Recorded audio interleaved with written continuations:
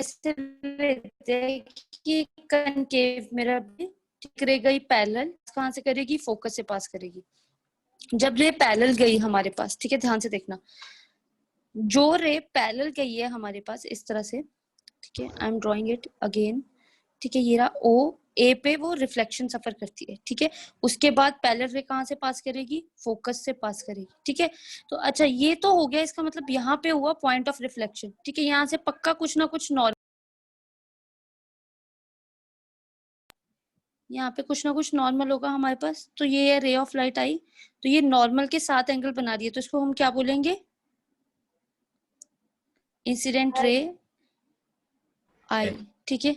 अच्छा तो यहाँ पे ये क्या होगा, आर, ठीक है, पर हमने पढ़ा है आई किसके इक्वल होता है, आर के इक्वल, तो ये दोनों क्या हो गए, ये दोनों क्या हो गए, आई और आई, है ना, 2i बन गए। अच्छा तो देखना जरा, जो यहाँ पे नॉर्मल मैंने बनाया था उसके इस तरफ को अगर ऊपर आई बन रहा है तो इधर भी आई, और अगर इधर 2i बन रहा है तो इधर भी 2i, ठीक है, गॉट इट। तो ऐसे ही मैंने यहाँ पे बनाया कि देखो इधर आई आया, हाँ जी सहज क्या बोलना आपने, मैं हो गया था, ठीक है। तो हमारे पास जो रे पैरेलल गई वो आई बनाती है, फिर आई इस तरफ भी आई आ जाएगा, और अगर ये आई इज इक्वल टू आर है तो ये दोनों आई हो गए, तो आई प्लस आई 2i हो जाएगा, और यहाँ पे ऑल्टरनेट एंगल्स 2i, ठीक है। तो अब यहाँ पे हम लोग चलते हैं, ठीक है, फर्स्ट डेरिवेशन में प्रॉपर्ली लिखवा दूंगी पूरी, सेकेंड में आपने फटाफट से खुद निकालनी है, ठीक है। बोलते let O A is the ray of incident light, ठीक है, on concave mirror parallel to principal axis,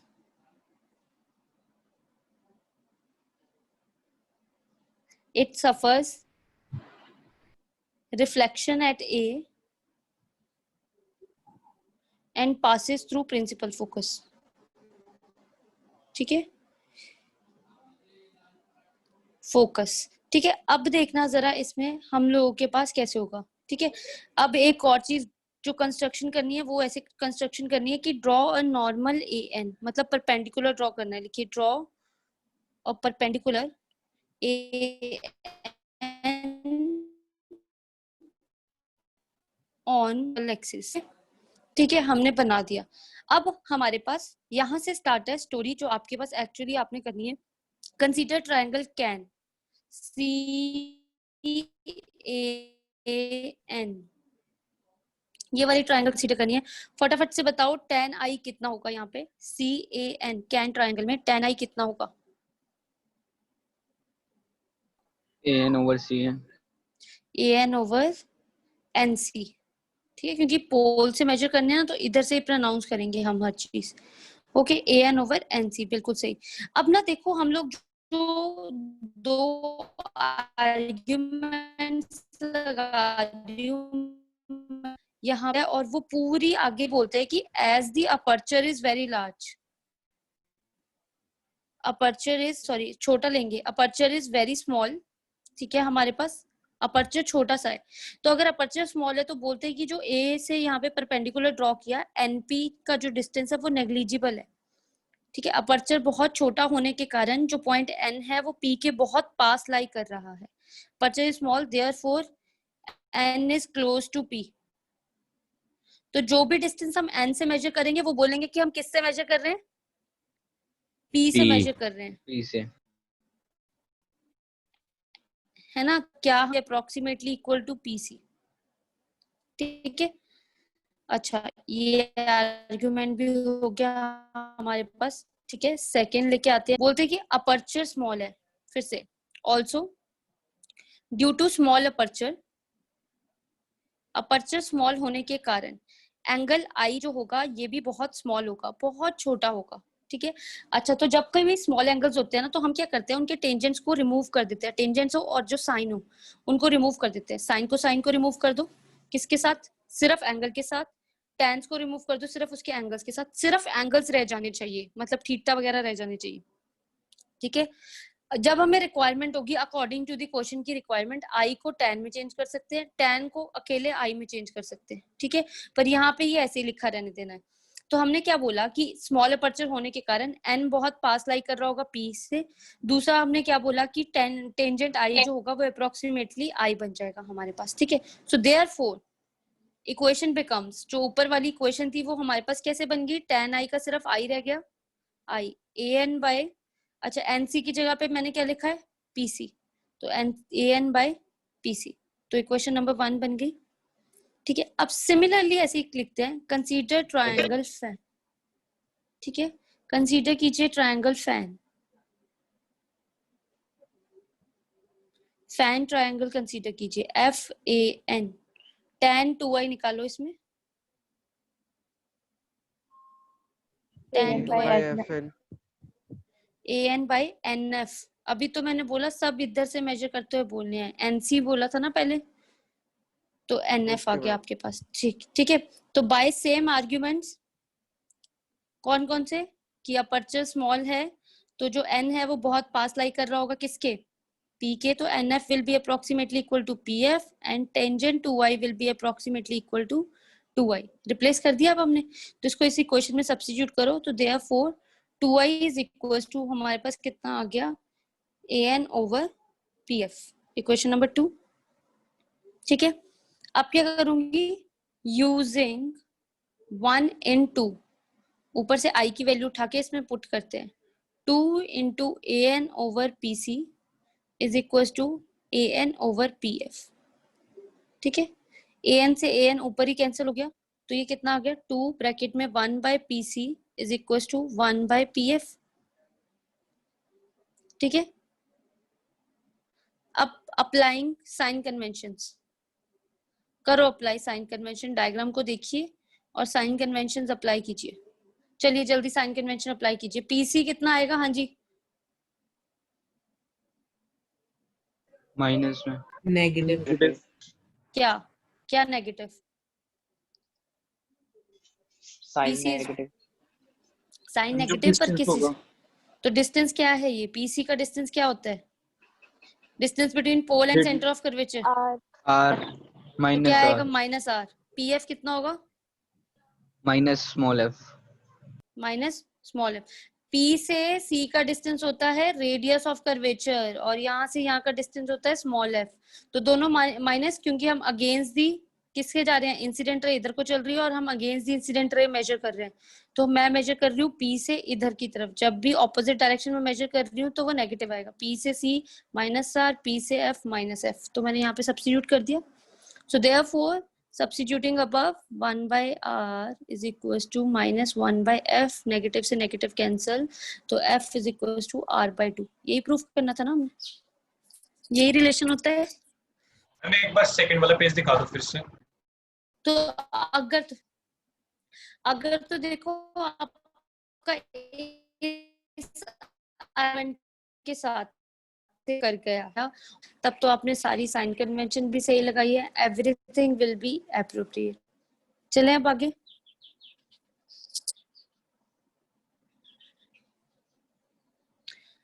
अब ऐसे करो फटाफट से, मैं डायग्राम बनाती हूँ, ठीक है। सेम रिलेशन निकालो तुम लोगों ने खुद कैलकुलेट करना है फॉर कॉन्वेक्स मिरर,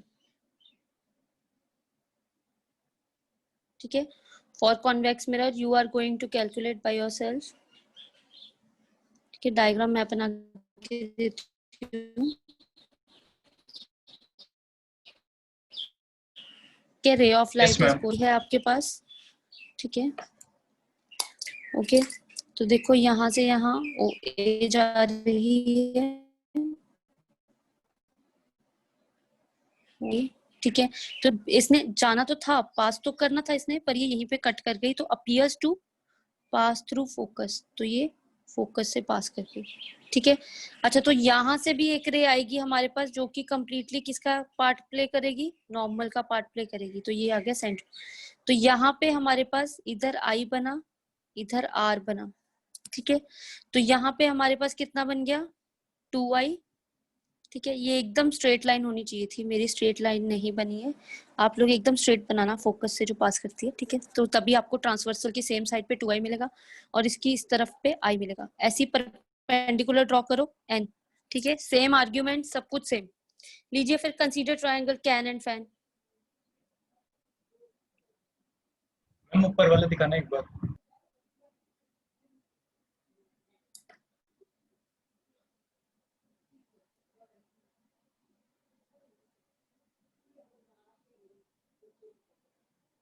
ठीक है, समझ आ रहा है गर्ल्स? इस तरह हम लोगों ने रिलेशंस कैलकुलेट करने हैं खुद ब खुद। वैसे तो मिरर फॉर्मूला है नेक्स्ट, वो आपके सिलेबस से रिमूव हो चुका है, ठीक है। वैसे मुझे बताना मिरर फॉर्मूला होता क्या है? 1/b is equals to ऐसे कुछ होता है, याद ऐसे नहीं कुछ है। होता है। Very nice. 1/f is equal to 1/v plus 1/u. Yes, 1/f is equals to 1/v plus 1/u, सब कुछ प्लस में रहता है, लेंस फॉर्मूला में पॉजिटिव। माइनस हो जाता है। हाँ, लेंस में माइनस होता है। लेंस तो है आपके सिलेबस में, मिरर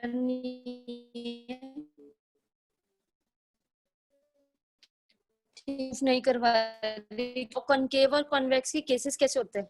कॉनकेव कैसी इमेजेस बनाता है? Real and inverted.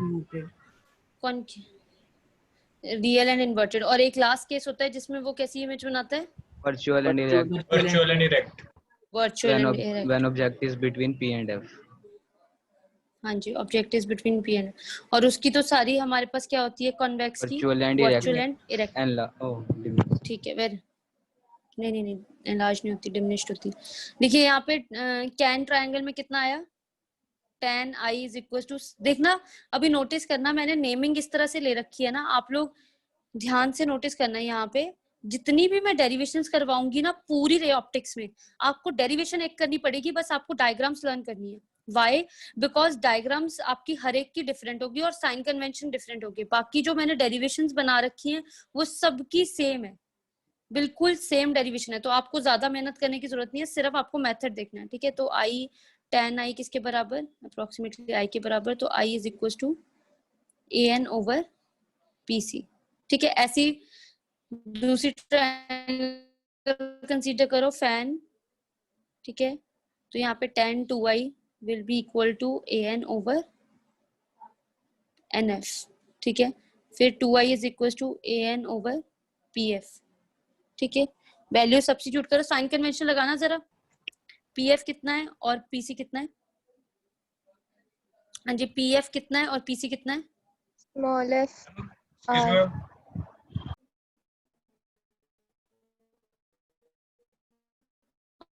और यार है प्लस, ठीक है, सब्स्टिट्यूट कीजिए तो सबका रिलेशन ऐसा ही आ जाना चाहिए, small f is equal to r/2। किसी ने यहाँ पे कुछ बोला? मैम इंसिडेंट रे पे ये अपने ऊपर मैम आर और आई बनाए हुए हैं। हाँ जी, ये i है, ये r है ऊपर, i बराबर r के होता है तो 2i हो गया, 2i same side of transversal, i है तो ये इसके बराबर हो जाएगा।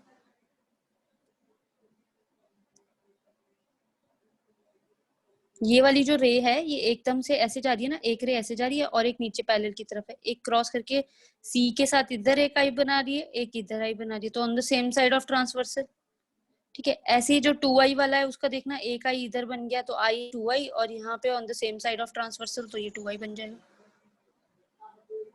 ठीक है। तो answers and derivations will be same, बस साइन कन्वेंशन पे जाके आपका चेंज होगा, इस बार दोनों पॉजिटिव रहेंगे, ठीक है। क्लियर है सबको? Yes ma'am. ठीक है, तो एक बार फिर भी मैं मिरर फॉर्मूला लिखवा देती हूँ, ठीक है। I hope it's done. तो मिरर फॉर्मूला का फॉर्मूला लिख लो सिर्फ आप लोग, मिरर फॉर्मूला, ठीक है। इसका सिर्फ आपने फॉर्मूला ही लिख लेना है, आपके बाकी तो चीजें नहीं है एग्जाम में, ठीक है। 1/v + 1/u is equal to 1/f, ठीक है। और मैग्निफिकेशन होती है h2/h1 is equal to -v/u, ठीक है। ये दो फॉर्मूलाज आपको याद करने हैं अच्छे से, ठीक है। अच्छा, इसी के साथ आगे चलते हुए हमारे पास एक टर्म आती है that is called spherical aberration, ठीक है। अब स्फेरिकल एब्रेशन का मतलब क्या हुआ, आगे चल के जब आएगा तो क्रोमेटिक भी आएगी एब्रेशन, ठीक है। तो मोस्ट ऑफ दी चीजों का रीजन स्फेरिकल एब्रेशन वगैरह हुआ करेंगे। तो इसका मतलब क्या होता है, कहते हैं कि ये क्या है, इनएबिलिटी है मिरर की। देखो हमारे पास क्या होता था, पहले डायग्राम समझा देती हूँ फिर लिखवाती हूँ, ठीक है। नहीं बना लिया, ऑलराइट। अब देखो हमारे पास दो तरह की रेज जाएंगी, ये जा रही है ब्लू के साथ, ब्लू के साथ, और ये अपना फोकस बना रही है, ठीक है। अच्छा तो जो ये वाली है ये बनाती है फोकस पास में, ठीक है। और ऐसे ही हम एक ब्लैक के साथ बनाएंगे, ठीक है, ब्लैक के साथ बनाएंगे, और ये जब मीट करती है तो ये अपना फोकस यहाँ पे बना रही है, ठीक है। तो इसका मतलब इस वाली जो दूर वाली रेज है इनको बोलते हैं हम मार्जिनल, ठीक है, और इनको बोलते हैं जो पास वाली है पैराएक्सियल, ठीक है, ये पैराएक्सियल रेज। ब्लैक वाली पैराएक्सियल है और ब्लू वाली जो है ऊपर हमारे पास वो मार्जिनल रेज है। मतलब जो एंड्स पे जा रही है उसको हम बोलते हैं मार्जिनल, और जो यहाँ पे जा रही है उसको हम बोलते हैं पैराएक्सियल, जो पास जा रही है, ठीक है। अब हुआ क्या, आपने देखा जब हम लार्ज अपर्चर के मिरर्स लेने शुरू कर देते हैं ना, ज्यादा बड़े बड़े मिरर्स, तो जो मार्जिनल और पैराएक्सियल रेज है ना वो क्या करती हैं, अपने अलग फोकस बना देती है। कहने का मतलब है एक या एक से ज्यादा फोकस बन जाते हैं। एक या एक से ज्यादा जब फोकस बनते हैं हमारे पास, तो उस प्रोसेस को हम क्या बोलते हैं, स्फेरिकल एब्रेशन हो गई। वहां पे हमें एक या एक से ज्यादा इमेजेस फॉर्म बननी स्टार्ट हो गई, या फिर जो सिंगल इमेज बनी थी वो इतनी ब्राइट नहीं बनी क्योंकि फोकस दो आ गए हमारे पास, ठीक है। तो कहने का मतलब है जो मार्जिनल लाइंस है वो पास फोकस बनाती है, और जो पैराएक्सियल है वो दूर फोकस बनाती है, जिसके कारण हमारे पास क्या हो जाती है, images will not be bright, ठीक है। तो कहते हैं कि इसको रिमूव कैसे करेंगे, अवॉइड कैसे करेंगे हम लोग।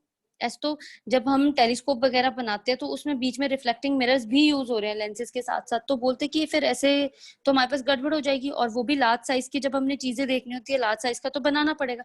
तो हम क्या करते हैं, rather than taking this large aperture, हम लोग ना उसको ऐसे यू शेप ले लेते हैं। तो इसको अवॉइड करने के लिए हम लोग कैसे मिरर्स बनाते, मिरर्स बना देते हैं, ठीक है। कौन से मिरर्स बना देते हैं, पैराबोलिक मिरर्स बना देते हैं, सो दैट की सारी जो पैरेलल रेज है वो एक ही पॉइंट पे आके मीट करें हमारे पास। गॉट इट, एक ही फोकस हो सबका, ओके। तो स्फेरिकल एब्रेशन के लिए लिख रहे हैं हम द इनएबिलिटी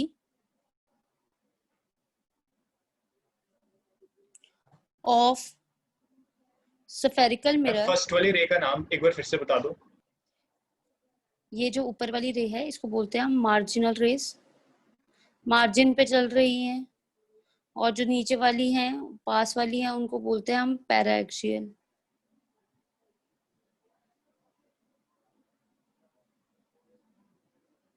क्या ऑडियो क्लियर नहीं है क्या आप लोगों को? बफर हो रहा है थोड़ा सा। अनिकेत जो तो पिच, ओके। देखिए the inability Yes, of ma'am, थोड़ा थोड़ा हो स्फेरिकल रहा है। मिरर हो रहा है। अच्छा रुको फिर मेरे को एक मिनट सिग्नल चेंज करने दो।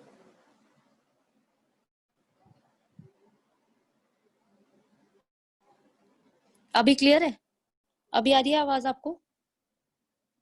Yes, ma'am.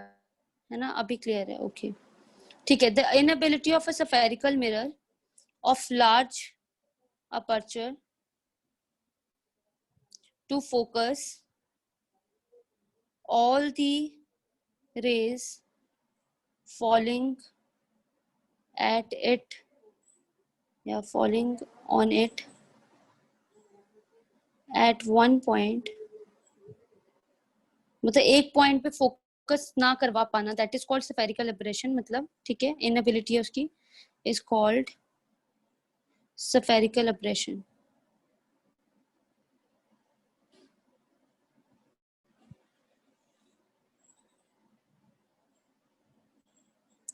ठीक है, इज कॉल्ड स्फेरिकल एब्रेशन। एक पॉइंट पे फोकस ना करवा पाना इज कॉल्ड उसका स्फेरिकल एब्रेशन। ठीक है, आगे लिखिए दी मार्जिनल, लिख लिया यहाँ तक? Yes, ma'am. marginal rays get focused near to pole than the paraaxial rays. ठीक है, so all the rays do not get focused at a single point.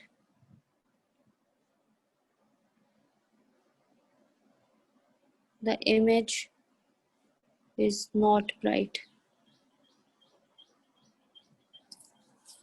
जो इमेज बनेगी that will not be bright. ठीक है, तो इसको avoid कैसे करते हैं? To avoid this problem, we use parabolic mirrors. ठीक है, parabolic mirrors यूज करते हैं.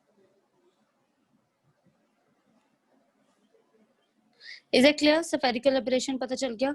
कई बार किसी ऑप्शंस में 1 1 2 Yes, मार्क्स ma'am. में ये दे देंगे वो. ठीक है, मार्जिनल पैराक्सियल रेज आपको पता होनी चाहिए. ठीक है, तो चलें आगे. अच्छा, there comes the uses of convex and concave. ये तो आपको पता ही है कि अब तो करवाने नहीं वाली मैं यहाँ पे, क्योंकि कॉन्वेक्स कनकेव मिरर के यूजेस तो वही रहे हमारे पास की. ये कहाँ पे यूज होता है? रेयर व्यू मिरर यूज होता है, शेविंग मिरर यूज होता है ना, मेकअप के लिए यूज होता है, हेडलाइट ऑफ द व्हीकल्स में यूज होता है रिफ्लेक्टर के लिए. ठीक है, तो ये सारे क्वेश्चंस तो आपने करने हैं. ठीक है, समझ आ गई बात आप लोगों को?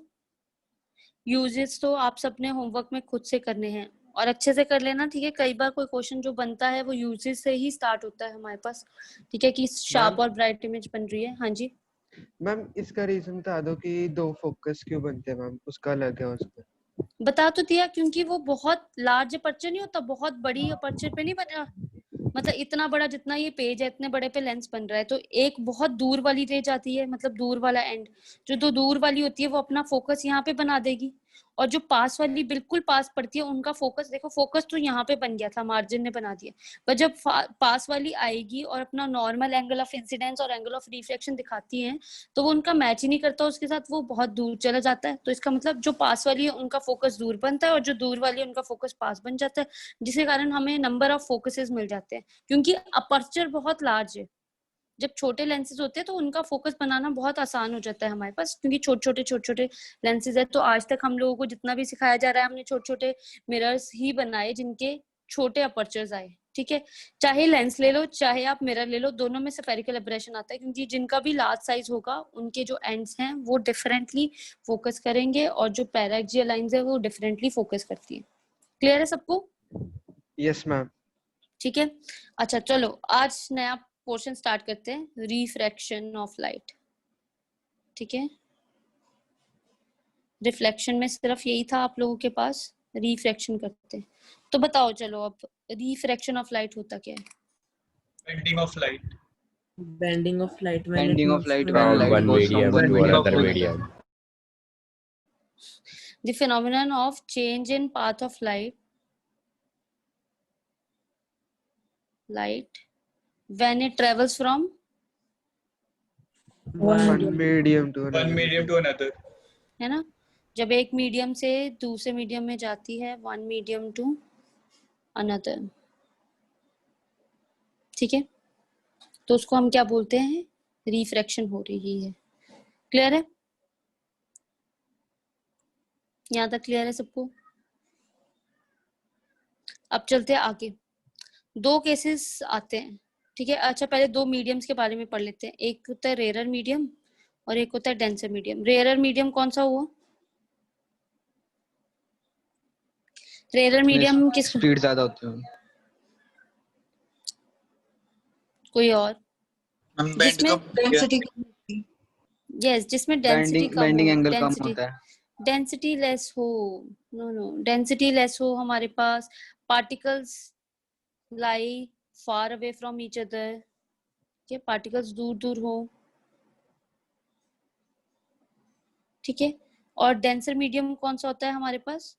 जिसमें Particles डेंसिटी closely packed हो. हाँ मोर हो और पार्टिकल्स क्लोजली बैठे हो, पार्टिकल्स क्लोज्ड हो हमारे पास. ठीक है, अच्छा, तो ऐसे होता है ना कि हमारे पास देखा जाता है तो कौन सी एयर ज्यादा बेंड है, जो आज कौन सी एयर ज्यादा डेंस है, जो आज आज चल रही है नॉर्मल वेदर में, या फिर जब हमारे पास बहुत सारी तूफान आंधी चल रहा हो वो वाली डेंसर होती है, या फिर जो नॉर्मल एयर आजकल पास हो रही है नॉर्मल डेंस? तूफान वाली मैम। तूफान तूफान वाली वाली मैम। तूफान वाली में ज्यादा पार्टिकल्स नहीं होंगे, बहुत सारे मिट्टी भी उड़ेगी, ये सब कुछ होता है, वाटर ड्रॉपलेट्स भी होते हैं, कई बार बारिश हो जाती है तो हमारे पास, है ना? तो इसका मतलब पार्टिकल्स उसके सारे क्लोज्ड होंगे। डेंसर का मतलब है भारी, ठीक है ना, और रेयर का मतलब है लाइटर, ठीक है, गॉट इट? तो अच्छा, तो अब हम लोग दो केसेस करते थे, आप लोगों को पता होगा, है ना? एक इधर बना लेती हूँ और एक इधर बना लेती हूँ, ठीक है? यहाँ से एक नॉर्मल पास करता है, कोई भी रे नॉर्मली फॉल करती है, क्या वो बेंड करेगी? No ma'am. No ma'am. No ma'am. लिख लो यहाँ पे, when a ray of light normally travels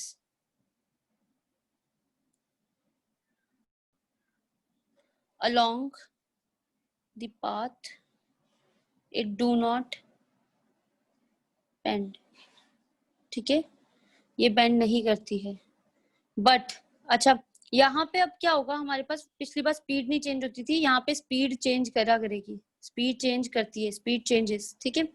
और यहाँ पे इसका मतलब उसका पाथ नहीं चेंज होगा, ठीक है? However its speed changes from one medium to another, from one medium to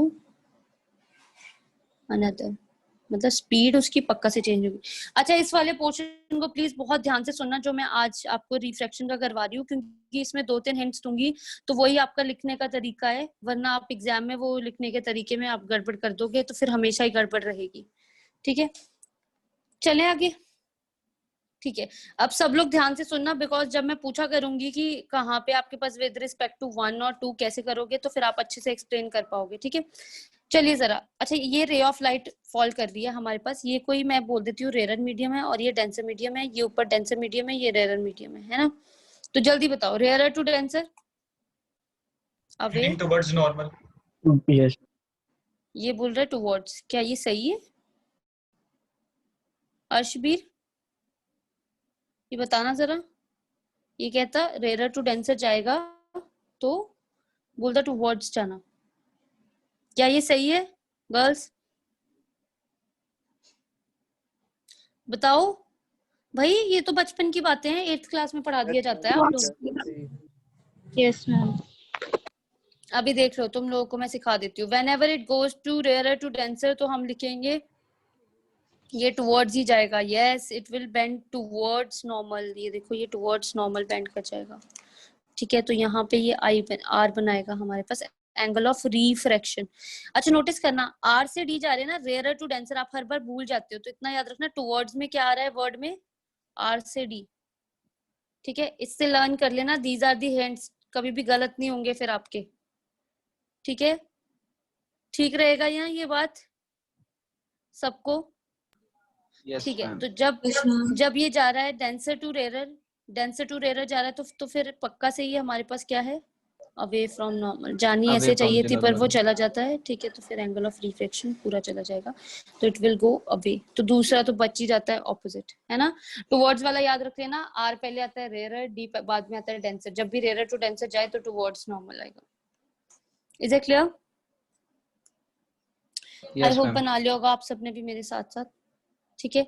चलो आगे चलते हैं फिर, चले, लॉज ऑफ रिफ्रैक्शन। तो कौन बताएगा लॉज ऑफ रिफ्रैक्शन? हाँ जी बताओ, laws of Sin refraction. I by sin R is equals to constant. Very nice, तो लिखो, पहले फर्स्ट पॉइंट लिखिए जरा, when a light travels from one transparent medium to another, when a light travels from one transparent medium to another, अभी तो नहीं आवाज buffer कर रही? No ma'am. ठीक है, when a light travels from one transparent medium to another, लिखिए क्या क्या चेंज करता है, लिखिए,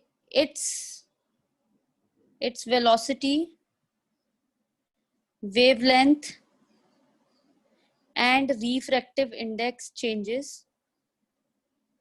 but frequency and phase do not change.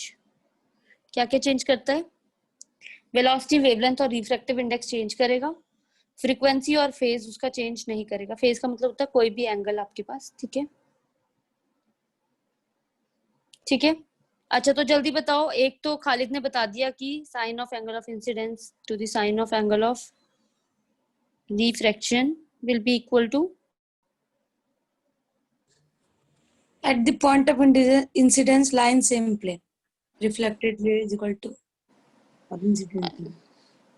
लिखिए the incident ray, the normal to the refracting surface and the refracted ray all lie on the same interface. The incident, the normal and refracted ray all lie on same interface. FACE वाला face आएगा, चेहरा. ठीक है, सब same interface पे लाई करते हैं. Clear है यहाँ तक सबको? अच्छा, तो जो खालिद बोल रहा है इसका कुछ स्पेशल नाम भी होता था. Snell's law. Snell's law. Third point वही लिखवा रही हूँ, और उसी में ही आप लोगों को अब देखनी है ट्रिक्स क्या क्या है. ठीक है, कैसे कैसे बोलेंगे और कैसे कैसे लिखेंगे. अगर आप लोगों ने गलत किया ना अब हर बार, तो फिर तुम्हें पड़ेगी मार. ठीक है, क्योंकि यही सबसे इम्पोर्टेंट है. 12th में बात देखने वाली, रिफ्रैक्शन में बार बार यही रिपीट हो रहा है. आगे जाके हम लेंस मेकर्स और ये सारा कुछ करेंगे, कर्व्ड स्फेरिकल सरफेसेस करेंगे, तो उन सब में यही वाली कंडीशन यूज हो रही है. लिख लिया यहाँ तक? चलो आगे, चलो आगे चलते हैं फिर. ठीक है, तो वी हैव थर्ड पॉइंट है जो उसका वही sine of angle of incidence to the sine of angle of refraction. Third point है sine of angle of incidence to the sine of angle of refraction. ठीक है, will be equal to the ratio of refractive indices of two media. ठीक है, उन दोनों के refractive indices की ratio के बराबर है. अच्छा, तो ध्यान से देखना, मैं ऐसी जनरलाइज केस ड्रॉ कर रही हूँ. ठीक है इंद्रप्रीत? ठीक है, रेयर टू डेंसर जाएगा तो कहाँ जाना है rarer to denser? Towards. Normal. ठीक है, यहाँ पे आई बन रहा है, यहाँ पे पक्का से आर बन रहा होगा हमारे पास. ठीक है, तो सपोज करो ऐसे चल रही है. ऊपर वाले मीडियम को मैं रेयर को ए बोल दूंगी, इसको बी बोल दूंगी. सेंटर में इंटरफेस लाई कर रहा है हमारे पास कोई. ठीक है, तो अच्छा, तो हमारे पास क्या बोला कि बनना तो ये चाहिए sine of I will be equal to sine of R. ये नहीं समझ आता ऊपर कौन सा लिखे, है ना? ऊपर कौन सा लिखूं? तो हम लोग ऐसे लिखते हैं ए बी. ठीक है, अच्छा, तो अभी ये मैंने कैसे लिख दिया, इसको समझते हैं. देखो, इसको जब हम रीड करेंगे ना, तो हम नीचे से ऊपर की तरफ रीड करेंगे. आप भी ऐसे ही प्रोनाउंस करना. तो मैं बोलूंगी refractive index of medium B with respect to medium A. नीचे से प्रोनाउंस करना स्टार्ट करेंगे. तो ध्यान से देखना, जहां पे एंगल आई बन रहा होगा वही ऊपर जाएगा, जहां पे एंगल आर बन रहा होगा वही वाला हिस्सा नीचे जाएगा. आर बी में बन रहा है तो बी, आई इसमें बन रहा है तो यहाँ पे. ठीक है, तो इसको और थोड़ा अच्छे से लिखती हूँ, ध्यान से देखना. Sine I by sine R को लिखूंगी कैसे? जहां पे आई बन रहा होगा ऐसे पहले म्यू लिख लेना. जहां पे आई बन रहा होगा वो ऊपर, आई किस में बन रहा है? ए में बन रहा है, उसको ऊपर लिख दो. ये किस में बन रहा है? ये बी में बन रहा है. प्रोनाउंस नीचे से ऊपर करेंगे, बी विद रिस्पेक्ट टू ए. ठीक है, और इसको जब ओपन करके लिखा करेंगे तो जो नीचे वाला है वो ऊपर, जो ऊपर वाला है वो नीचे, ऑल्टरनेट. Got it? मैम, जो ये म्यू बी और म्यू ए है, ये एब्सोल्यूट रिफ्रैक्टिव इंडेक्स है. हाँ जी, हाँ जी, अभी तो मैं वो एक्सप्लेन करूंगी ना. एब्सोल्यूट रिफ्रैक्टिव इंडेक्सेस आ रही हो उसी पे भी, अकेले अकेले के. ठीक है, ये refractive index of medium B है, refractive index of medium A है. समझ आ गया? अच्छा, अब अगर किसी बच्चे को ऐसे लिख लिया, ऊपर वाला ऊपर नीचे वाला नीचे, फिर उस किस बच्चों को इस तरह ओपन करने में प्रॉब्लम आती है, उनके लिए और आसान। देखना जरा, mu A into sine I is equal to mu B into sine R. जहां पे ए बन रहा होगा वही एंगल, जहां पे बी बन रहा होगा वही एंगल उसके साथ मल्टीप्लाई कर। Got it? क्लियर है? और रीड कैसे करना, बी विद रिस्पेक्ट टू ए।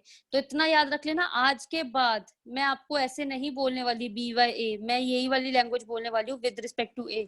तो देख लेना कि बी पहले बोल रही हूँ तो वो नीचे आएगा, विद रिस्पेक्ट टू ए का मतलब ऊपर जाएगा। This is called Snell's law of refraction. अब ये बात आपके दिमाग में डिफॉल्ट की तरह बैठ जानी चाहिए, ठीक है? मैं फिर से बता दूं जैसे लिखने का तरीका। Sine I by sine R होता है is equal to refractive index of two media, ठीक है? आज तक यही करवाया था। तो साइन आई जहां पे भी लिखूंगी, अगर साइन आई इधर है तो आई किस में बन रहा है, ए में बन रहा है, ठीक है? तो ऊपर ए लिखूंगी, मतलब पहले म्यू लिख के रख लो, is equal to some refractive index.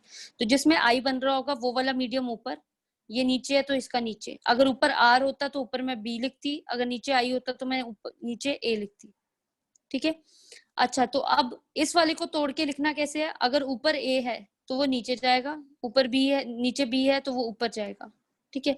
अगर किसी बच्चे को ये वाला इसके बराबर करना लिखना नहीं आ रहा, क्योंकि ये वाला तो चलो फिर भी लर्न हो जाएगा क्योंकि ऊपर का नीचे का, फिर ओपन करके नहीं आता है, तो आपने क्या करना है, क्रॉस मल्टीप्लाई करवा दो। देखो, ये इसकी तरफ चला गया, ये इसकी तरफ चला गया, तो जिसमें ए बन रहा होगा उसी में ही आई बन रहा है। जौन सा एंगल वही उसका मीडियम लेना मल्टीप्लाई में, जौन सा एंगल वही उसका मीडियम मल्टीप्लाई में, ठीक है? Yes ma'am. आगे लेके चलती हूँ जरा, मैं लेके आ रही हूँ वाटर, ऑयल, ग्लास, सब कुछ लेके आ रही हूँ, सब कुछ तुमने खुद से लिखना है, ठीक है? चलिए अब नोट डाउन कीजिए, एक नोट क्या बोल रहा है, इट्स वेरी इंपॉर्टेंट, ठीक है? तो बोलते हैं कि जब भी रे ऑफ लाइट एक मीडियम से दूसरे मीडियम में ट्रेवल करती है, whenever ray of light travels from one medium to another, ठीक है? तो सबसे पहले क्या चेंज होता है, ठीक है? बोलते हैं कि हमारे पास रिफ्रैक्टिव इंडेक्स और वेवलेंथ चेंज होती है, तो उन दोनों से एक फॉर्मूला आया। ये किसी ने नहीं पूछना कहाँ से आया, आपने सिर्फ बताना है कि हमारे पास ये चेंजेस मिले। Mu lambda is equal to constant होता है, ठीक है? सेकंड, तो μ1 v1 is equal to, velocity भी चेंज कर रही है, μ2 v2, इसका मतलब म्यू और v भी कांस्टेंट हो, ठीक है? अच्छा, अब इसी को देख के ना एक क्वेश्चन पूछती हूँ मैं तुम लोगों से, ठीक है? तुम मुझे बताओगे कि हमारे पास which color has more refractive index, number 1, number 2 velocity, amongst किसमें, रेड एंड वॉयलेट में से? मैम वॉयलेट का रिफ्रैक्टिव इंडेक्स ज्यादा होगा और रेड का वेलोसिटी। रेड की वेलोसिटी। चलो देखते हैं खालिद का सही है कि नहीं। बाकी लोग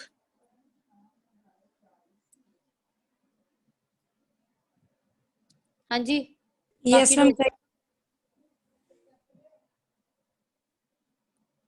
आफिया,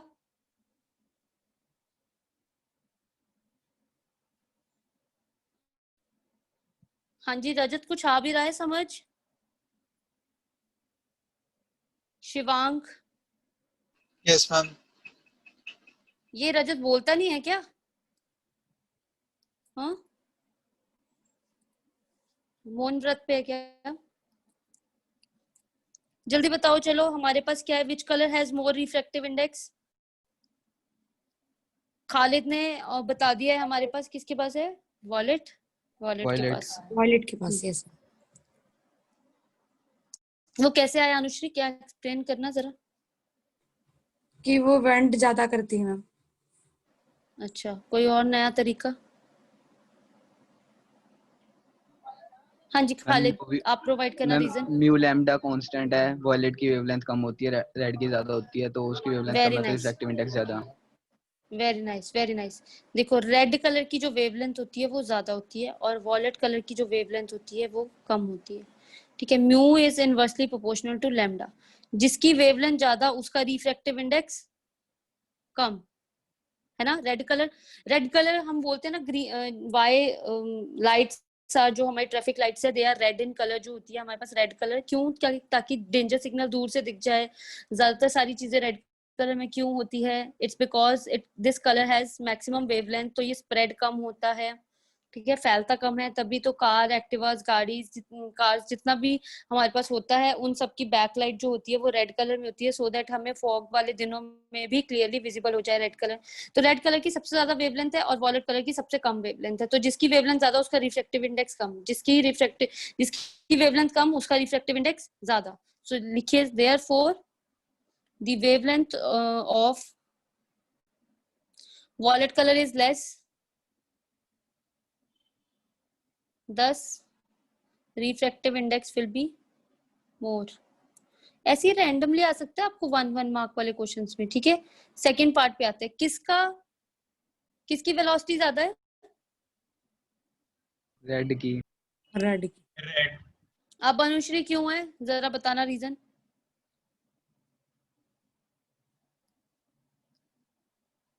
हाँ जी अनुश्री।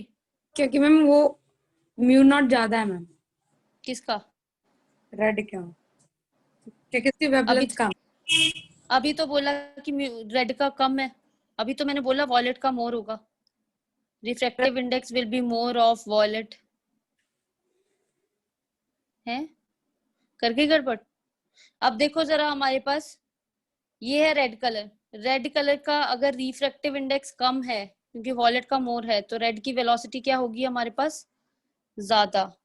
तो ठीक है, velocity of red colour is more क्योंकि उसका रिफ्रैक्टिव इंडेक्स कम है।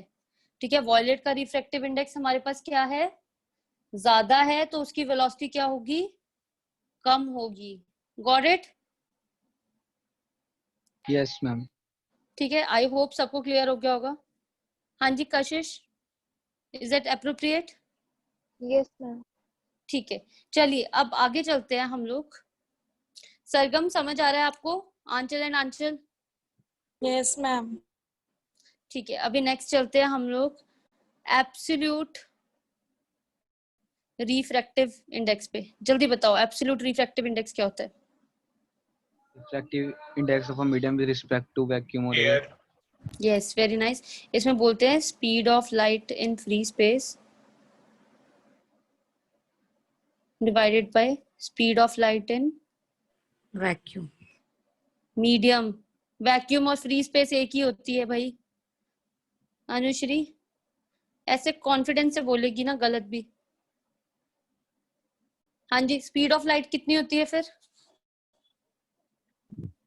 3 into 10 raised to power 8।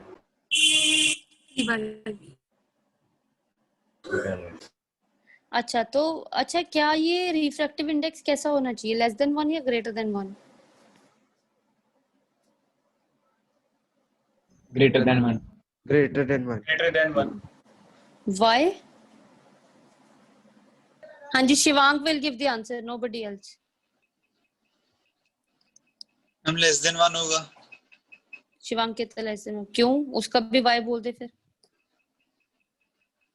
Deepanshu. 10th में पढ़ा था। दीपांशु। Deepanshu yes ma'am. बताओ, जल्दी बताइए। रिफ्रैक्टिव इंडेक्स ग्रेटर देन 1 या लेस देन 1? हाँ जी, कोई और? Ma'am greater than 1। Why? Speed of light maximum होती है हीलियम में स्पीड ऑफ लाइट कम हो जाती है।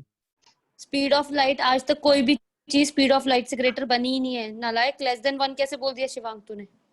Mu is greater than 1, always greater than 1 आएगा। ठीक है, हमारे पास जो एब्सोल्यूट होगा वो ऑलवेज ग्रेटर देन 1 आता है। ठीक है, चलो अब आपको बता दूं जरा फ्री स्पेस वैक्यूम के लिए ये होता है 1 होता है रिफ्रैक्टिव इंडेक्स। मैं यहाँ पे वैल्यूज लिख रही हूँ वैक्यूम्स की। ठीक है, आप लोग नोट डाउन करते रहना। एयर के लिए 1.0003 होता है, जिसको हम अप्रोक्सीमेटली 1 ही ले लेते हैं, तो एक ही बात हो गई हमारे पास। ठीक है, ग्लास की होती है आपके पास 1.5। ठीक है, 3/2। कोशिश करना कि 3/2 ज्यादा से ज्यादा लिखो। और वाटर की होती है आपके पास 1.33, इसको बोलते हैं 4/3। ठीक है, और एक लास्ट डायमंड की फ्री में ही लिख लो क्योंकि ये बहुत ज्यादा काम आने वाली है, 2.42 रिफ्रैक्टिव इंडेक्स। ठीक है, वेरी गुड, 2.42। ठीक है, तो रिफ्रैक्टिव इंडेक्स की जो रेंज भी वैसे लाई करती है वो 1 से 2.42 तक ही लाई करती है, उससे ज्यादा नहीं कहीं लाई करती।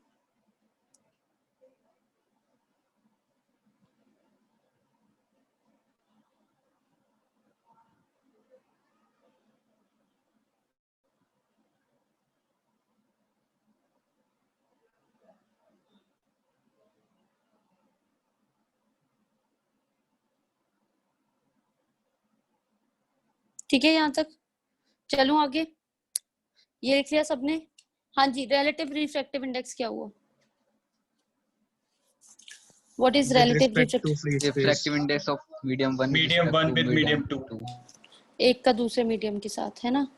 तो relative refractive index, it is the ratio of medium 1 with respect to medium 2।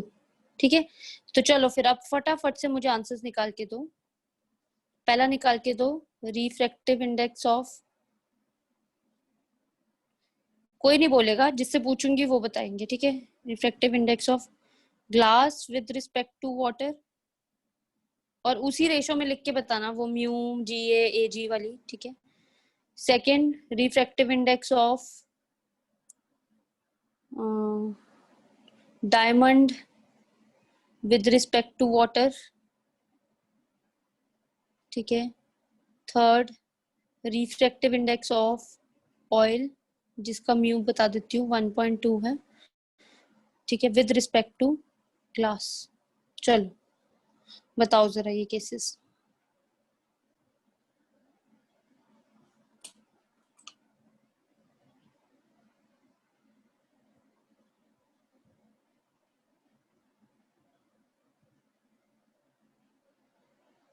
किससे स्टार्ट करूं जरा? पीयूष से स्टार्ट करते हैं हम लोग। पीयूष, हाँ जी बताओ। पीयूष बताइए आप, let's start from you. First वाले का बताओ। 1 मिनट मैम, कैलकुलेट करता हूँ। हाँ जी प्रीति। समदिशा,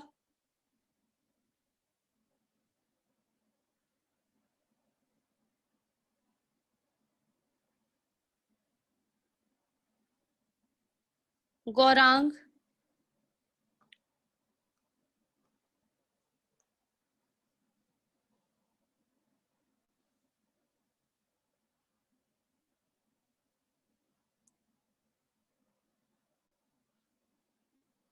नितिन के साथ वाला जो होता था क्या नाम था उसका? सुमित। हाँ जी आप बताना जरा सुमित।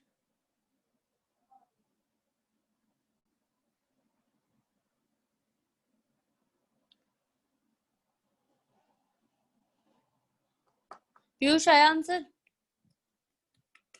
किसका आ गया? कोई और? 9/8 9/8 9/8 9/8 कैसे लिखा खालिद? नितिन बता देगा अभी, नितिन से पूछते हैं। हाँ जी नितिन।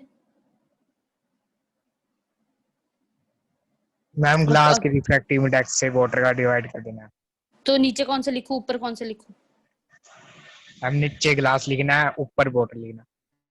नीचे ग्लास लिखना है, ऊपर वाटर लिखना है। ठीक है, फिर यहाँ पे G/, तो ग्लास का कितना है 3/2, वाटर का कितना है 4/3, तो ये हो गया 9/8 पॉइंट्स में नहीं निकालना, बस यही रेशियो रखनी होती है हर बार।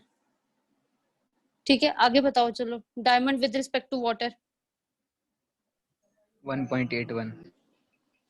डायमंड का ऊपर रखना है, नीचे रखना है वाटर का, तो डायमंड का है 2.42, वाटर का है 4/3 ऊपर चला गया।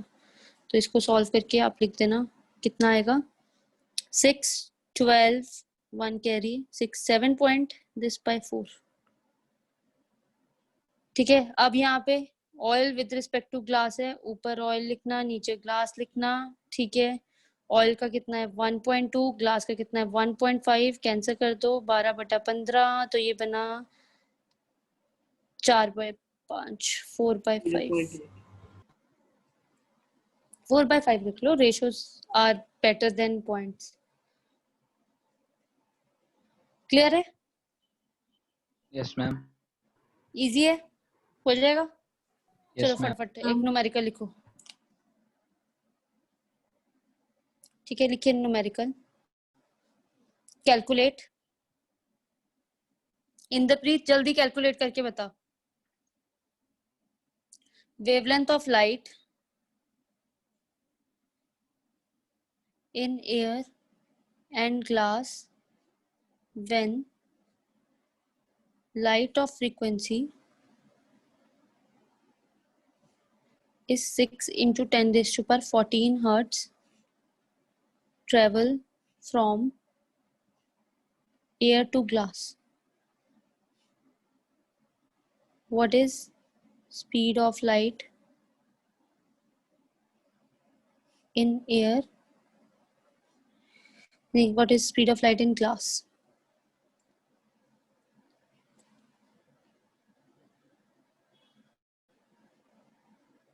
कीजिए सॉल्व।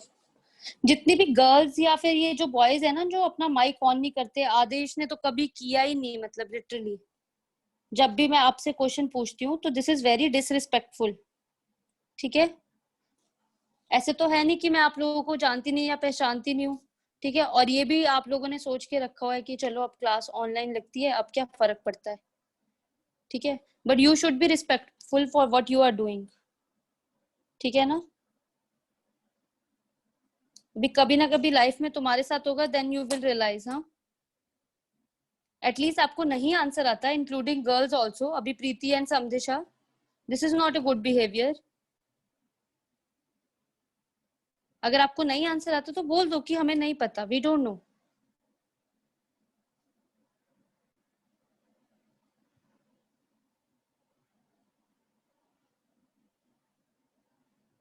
ये सब लोग जो आंसर्स दे रहे हैं, ये जो जितनी भी गर्ल्स एंड बॉयज ये जो आंसर्स दे रहे हैं, चाहे इनको नहीं भी आता, अनुश्री चाहे गलत भी बोलती है कई बार, but still they speak.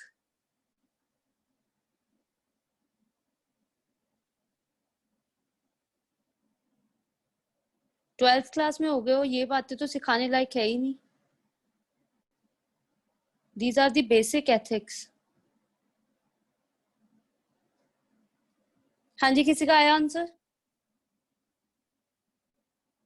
4 into 10 to the power 14। किस चीज का? 4 into 10 raised to power? नहीं। कैसे सॉल्व किया? पहले तो थोड़ा डाटा लिख लेते हैं, क्या क्या गिवन होगा, नोटिस करना जरा। आपको क्या बोला है कि wavelength of light in air and glass when light travels from frequency इतना। अच्छा, तो क्या नहीं चेंज करता? फ्रीक्वेंसी। तो फ्रीक्वेंसी तो दोनों में क्या रहेगी? सेम रहेगी। ठीक है, तो फ्रीक्वेंसी तो दोनों में सेम रहेगी। एक केमिस्ट्री का फॉर्मूला होता था क्या ma'am? Nu is equal to C lambda. Nu is equal to मतलब n is equal to c by lambda. ठीक है, तो लैम्डा कैलकुलेट करना है तो c बाय दिस। तो ये लैम्डा किसकी आ गई? एयर की आ गई हमारे पास। स्पीड ऑफ लाइट कितनी होती है? 10 रेज़ टू पावर 8। तो ये कितना हो गया? ये दे रखी है 10 रेज़ टू पावर 14। तो ये कितनी आ गई आपके पास? 1/3 into 10 raise to power -7 metre. ये 1/2। 0.5 into 10 raise to power -7 metre. ये आ गई आपके पास speed of wavelength of light air, है ना। वेवलेंथ आ गई एयर की आपके पास, क्योंकि एक बहुत बड़ा फायदा दे रखा था, स्पीड दे रखी थी आपके पास। ठीक है, तो हमारे पास और क्या कैलकुलेट करना है आपको इसके बाद?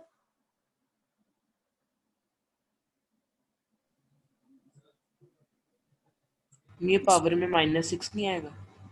Yes ma'am. -6, यस -6 आएगा, बिल्कुल सही। ठीक है, ऐसे कर लो फिर lambda air is equal to 5 × 10⁻⁻⁻। अब ठीक है, ठीक है। अच्छा, तो अब मुझे क्या कैलकुलेट करना है? वेलोसिटी, स्पीड वेलोसिटी लाइट की। कैलकुलेट, स्पीड लाइट की है, speed of light in glass find out करनी है, ग्लास के अंदर, है ना। ग्लास के अंदर पहले फाइंड आउट करने के लिए मुझे लैम्डा तो निकालना पड़ेगा ग्लास का, तो μ2 λ2। ठीक है, अच्छा तो ये इसको बोल देते हैं पहले वाले को एयर सारा, और दूसरे वाला सारा ग्लास। ठीक है, तो इसका मतलब एयर में जो म्यू है वो 1 रहेगा, एयर की जो लैम्डा है वो 5 × 10⁻⁻7 आ गई। ग्लास का रिफ्रैक्टिव इंडेक्स होता है 4/3 हमारे पास, और लैम्डा जी निकाल लेंगे, तो ये हो गया 3/4 × 5 × 10⁻⁷। ठीक है, इज इक्वल टू लैम्डा जी। ठीक है, तो ये आपके पास कितना आ गया? ग्लास का 3/2 नहीं होता, ये वाटर का लिख दिया मैंने, जाएगा 2/3। ठीक है, तो ये 10/3 × 10⁻⁷ इज इक्वल टू लैम्डा जी। ठीक है, तो ये आ गया 3.33 × 10⁻⁷ मीटर लैम्डा जी आ गया।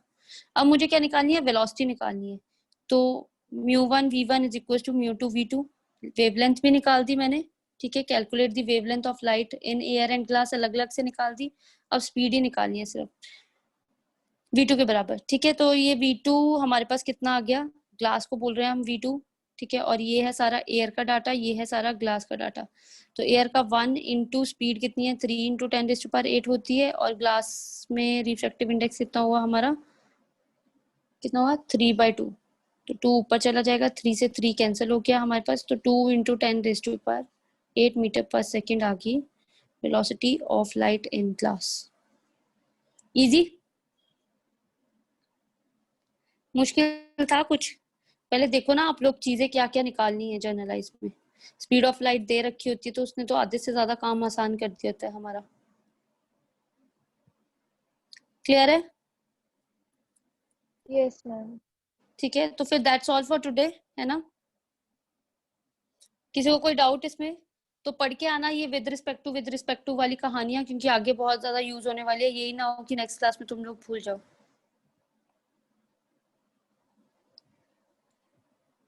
मैम लास्ट पेज एक बार फिर से दिखाना।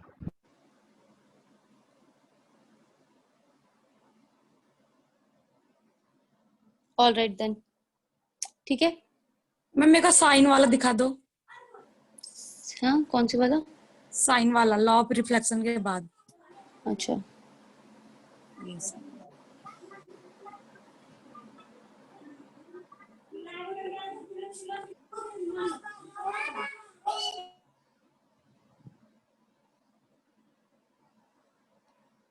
ठीक है देन, जिनका हो गया वो दे में leave. Yes ma'am. Okay, thank you ma'am. Thank you ma'am. Thank you, ma'am. Thank you ma'am. Welcome.